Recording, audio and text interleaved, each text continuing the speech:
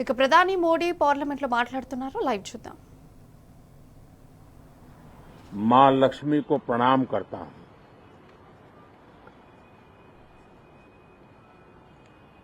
और ऐसे अवसर पर सदियों से हमारे यहां मां लक्ष्मी का पुण्य स्मरण किया जाता है।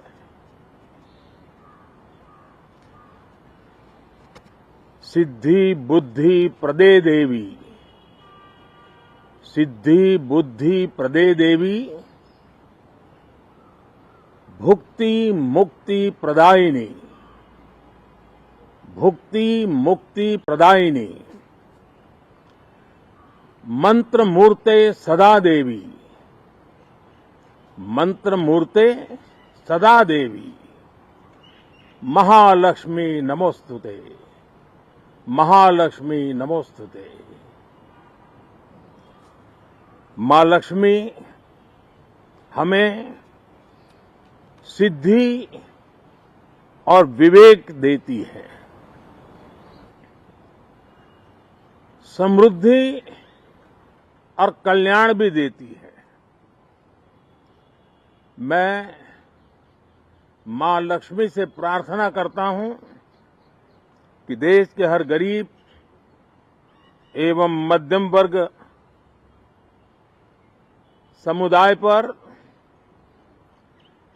मां लक्ष्मी की विशेष कृपा रहे। साथियों, हमारे गणतंत्र के 75 वर्ष पूरे हुए हैं।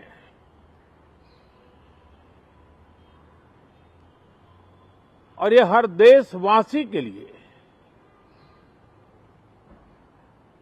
सर्वाधिक गौरवपूर्ण है और विश्व के लोकतांत्रिक जगत के लिए भी भारत का ये सामर्थ्य अपनी एक विशेष स्थान बनाता है। साथियों, ये देश की जनता ने मुझे तीसरी बार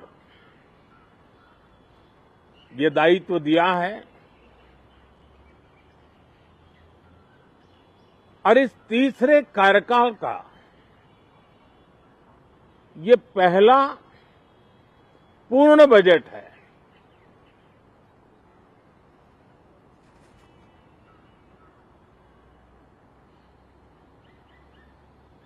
और मैं विश्वास से कह सकता हूं कि 2047 जब आजादी के 100 साल होंगे, विकसित भारत का जो संकल्प देश ने लिया है, यह बजट सत्र, ये बजट एक नया विश्वास पैदा करेगा, नई ऊर्जा देगा कि देश जब आजादी के 100 साल मनाएगा तब विकसित होकर रहेगा। 140 करोड़ देशवासी अपने सामूहिक प्रयास से इस संकल्प को परिपूर्ण करेंगे। तीसरे टर्म में हम मिशन मोड में देश को सर्वांगीण विकास की दिशा में, चाहे वो भौगोलिक रूप से हो, सामाजिक रूप से हो या आर्थिक भिन्न भिन्न स्तर के संदर्भ में हो, हम सर्वांगीण विकास के संकल्प को लेकर के मिशन मोड में आगे बढ़ते जा रहे हैं। इनोवेशन इंक्लूजन और इन्वेस्टमेंट, ये लगातार हमारे आर्थिक गतिविधि के रोड मैप का आधार रहा है। इस सत्र में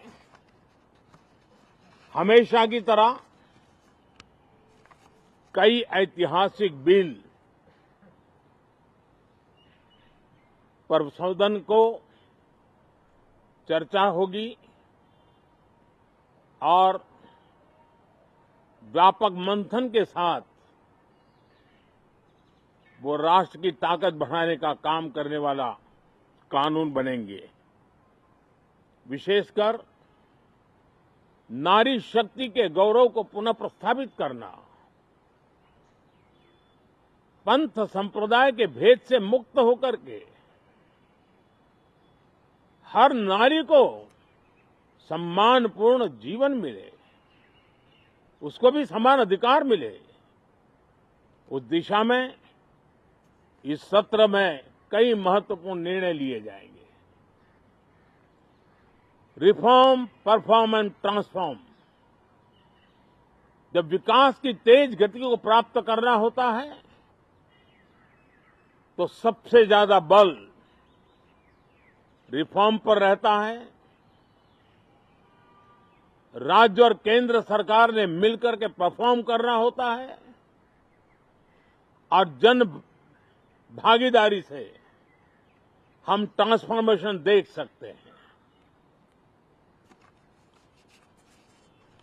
हमारा युवा देश है, युवा शक्ति है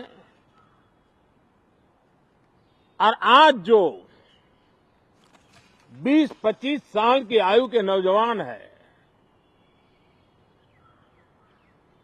जब वो 45-50 साल के होंगे तब वो विकसित भारत का सबसे बड़े बेनिफिशियरी होने वाले हैं। उम्र के उस पड़ाव पे होंगे,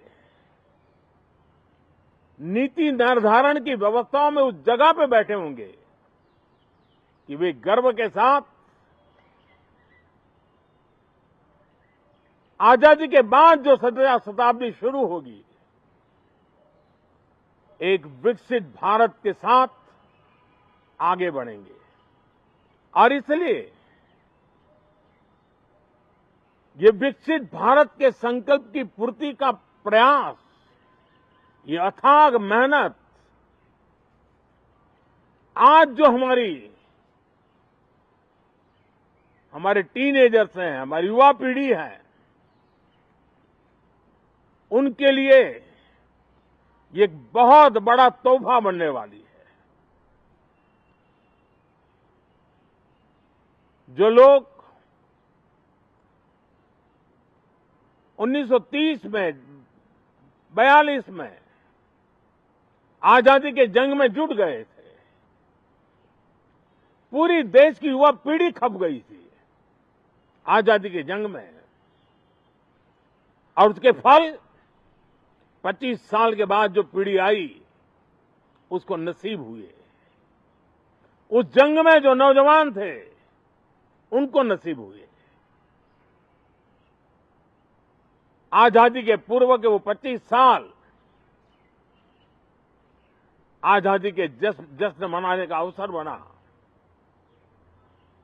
वैसे ही ये 25 वर्ष समृद्ध भारत, विकसित भारत, ये संकल्प से सिद्धि और सिद्धि से शिखर तक पहुंचने का देशवासियों का इरादा। और इसलिए बजट सत्र में सभी सांसद विकसित भारत को मजबूती देने के लिए अपना योगदान देंगे। विशेष करके जो युवा सांसद है उनके लिए तो सुनहरा अवसर है, क्योंकि वो आज सदन में जितनी जागरूकता, जितनी भागीदारी बढ़ाएंगे और विकसित भारत के जो फल है वो तो उनकी नजर के सामने देखने को मिलने वाले हैं। और इसलिए युवा सांसदों के लिए एक अनमोल अवसर है। साथियों, मैं आशा करता हूं कि हम देश की आशा आकांक्षाओं के इस बजट सत्र में खरे उतरेंगे। साथियों, आज एक बात आपने जरूर नोट की होगी, मीडिया के लोगों ने तो जरूर करनी चाहिए। शायद 2014 से लेकर अब तक शायद ये पहला पार्लियामेंट का सत्र है कि जिसके एक दो दिन पहले कोई विदेशी चिंगारी नहीं प्रगटी है। विदेश में से आग लगाने की कोशिश रही हुई है। 10 साल से 14 से देख रहा हूं, हर सत्र के पहले शरारत करने के लिए लोग तैयार बैठते थे और यहां उसको हवा देने वालों की कोई कमी नहीं है। ये पहला सत्र मैं पिछले 10 साल के बाद देख रहा हूं कि जिसमें किसी भी विदेशी कोने से कोई चिंगारी नहीं हुई। साथियों, बहुत बहुत धन्यवाद।